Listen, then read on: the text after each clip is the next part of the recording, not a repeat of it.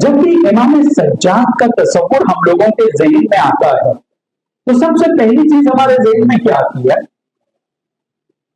بیمار امام. بیمار امام سجاد کا جو تصور ہے نا ہم لوگوں کے ذہن میں ایک بیمار امام کا، معاذ اللہ معاذ اللہ معاذ اللہ، یہ غلط تصور. ہمارا امام مصلحت کی بنا پر بعض روایتوں کے مطابق عاشور کے ظہر کے وقت ان کی طبیعت خراب ہوئی تھی. عاشور کے ظہر میں ان کی طبیعت خراب ہوئی ہے، یا کچھ روایت بھی کہتے ہیں کہ پورا عاشور کے دن ان کی طبیعت خراب تھی.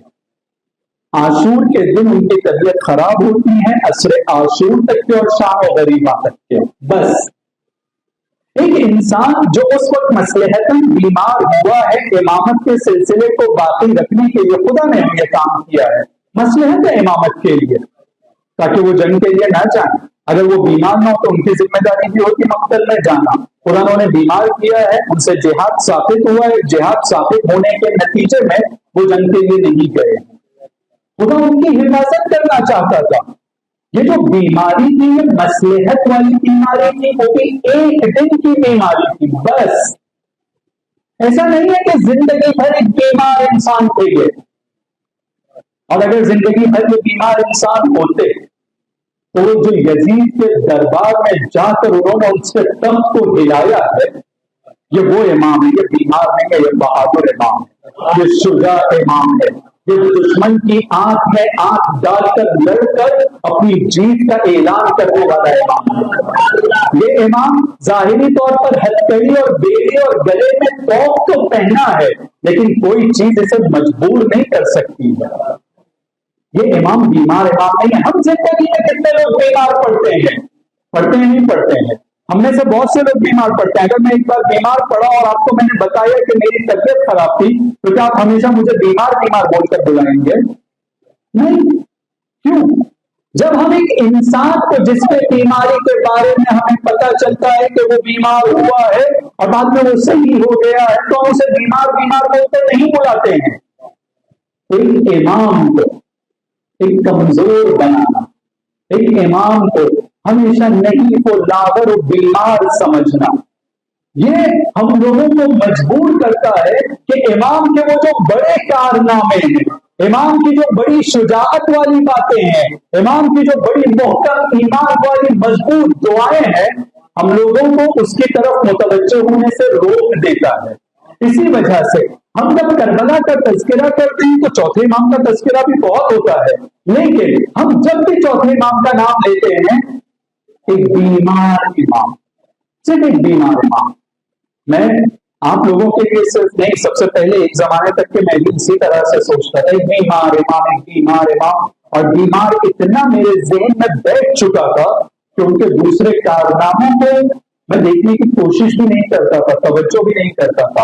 لیکن انشاءاللہ آنے والے دنوں میں ان کے کچھ جملوں کی طرف بھی اگر توجہ کی جائے تو ایک بیمار انسان اس طرح کی باتیں نہیں کر سکتا ہے. وہ ایک امام تھے، شجاع تھے، بہادر تھے، ظلم کے مقابلے میں ویسے ہی جیسے ان کے بابا اپنے زمانے کے اعتبار سے کھڑے ہوئے تھے، انہوں نے بھی آنے والے 34-35 سال میں کبھی بھی ظلم کے ساتھ نہ صرف یہ کہ کوئی کمپرومائز نہیں کیا ہے، بلکہ ظلم ہمیشہ ان سے گھبراتا رہا ہے. ظلم گھبراتا تھا، اور بیماروں سے بہادر لوگ، صحیح سالم لوگ گھبراتے نہیں ہیں.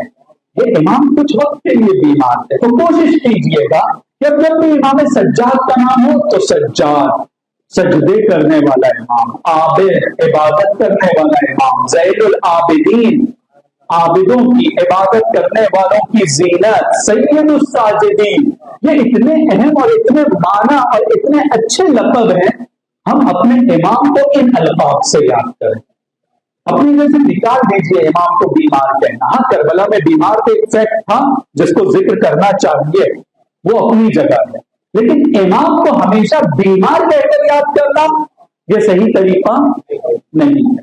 ہم اس طرح کے امام کو جو صرف بیمار ہو اور اپنے بیماری میں جو ہے غشی کے عالم میں پڑے ہیں، جو صرف کربلا کے میدان میں تھا، زندگی بھر نہیں تھا، زندگی بھر یہ نہیں تھا امام کے ساتھ، تو کوشش کریں کہ اب جب ہم امام سجاد کی بات کریں گے تو ہم اس امام کی بات کر رہے ہیں جو اپنے آپ کو یوں پہچانواتا ہے، انا ابن رسول اللہ، میں رسول کا فرزند ہوں، انا ابن مکہ، انا ابن مینا، میں مینا کا فرزند ہوں، میں مکہ کا فرزند ہوں، اور میں بطحہ کا فرزند ہوں، اور میں وہ ہوں کہ اگر تو یہ سمجھتا ہے، یزید کے دربار میں کھڑے ہو کر کہتے ہیں کہ اگر تو یہ سمجھتا ہے کہ ہتھکڑی، بیڑی اور توپ کے ذریعے سے تو نے ہم پر بندشیں لگا دیا ہے تو تیری یہ غلط فہمی ہے۔ ہمارے بدن کو تو بند کیا جا سکتا ہے لیکن ہماری فکروں کو اور ہماری باتوں کو اور ہماری پوائنٹس کو، میسج کو روکا نہیں جا سکتا۔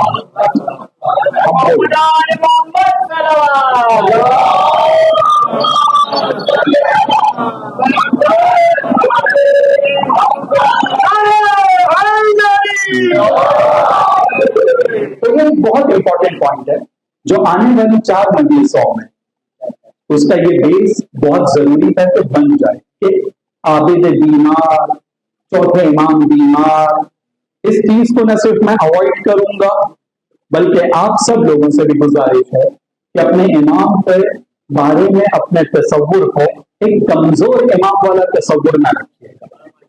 امام کسی زمانے میں کمزور نہ تھا، نہ ہے، اور نہ کبھی ہو سکتا ہے۔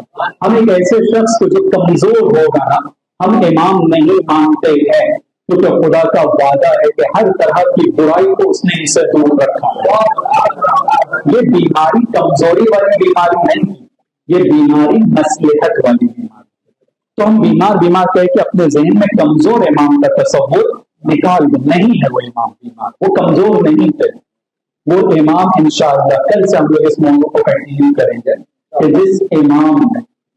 جس امام شب عاشور کا واقعہ کہ ایک مرتبہ حضرت عباس، جناب علی اکبر اور جناب علی ابن حسین سید سجاد، یہ 3 لوگ آپس میں گفتگو کرتے ہیں اور اس بارے میں بات ہوتی ہے کہ یہ لشکر جو سامنے آیا ہوا ہے اس لشکر کا کیسے مقابلہ کیا جائے گا، اس لشکر کا مقابلہ کیسے کیا جائے گا۔ تو ایک راؤنڈ لگاتے ہیں، راؤنڈ لگا کر آنے کے بعد میں الگ الگ جگہ پر تینوں اپنی ذمہ داری، ایک رائٹ طرف میمنہ کی طرف جاتا ہے، ایک لیفٹ الٹی طرف میسرہ کی طرف، ایک قلب لشکر کے نزدیک تھوڑا راؤنڈ لگا کر تینوں ایک جگہ آ کر پھر ملتے ہیں اور کہتے ہیں کہ ہاں میں لشکر کو دیکھ کر آ گیا ہوں، اتنے لوگ ہیں، اور اس طرح کے آپس میں رپورٹنگ، اور اس کے بعد آپس میں اس طرح کی بات کرتے ہیں۔ کل کا دن تو آنے تو ایک طرف سے علی ابن حسین، علی اکبر، ایک طرف سے سید سجاد، اور بیچ میں قلب لشکر میں حضرت عباس کھڑے ہو کر اس لشکر کے کس طرح سے بکھیر دیں گے وہ کل پتہ چلے گا۔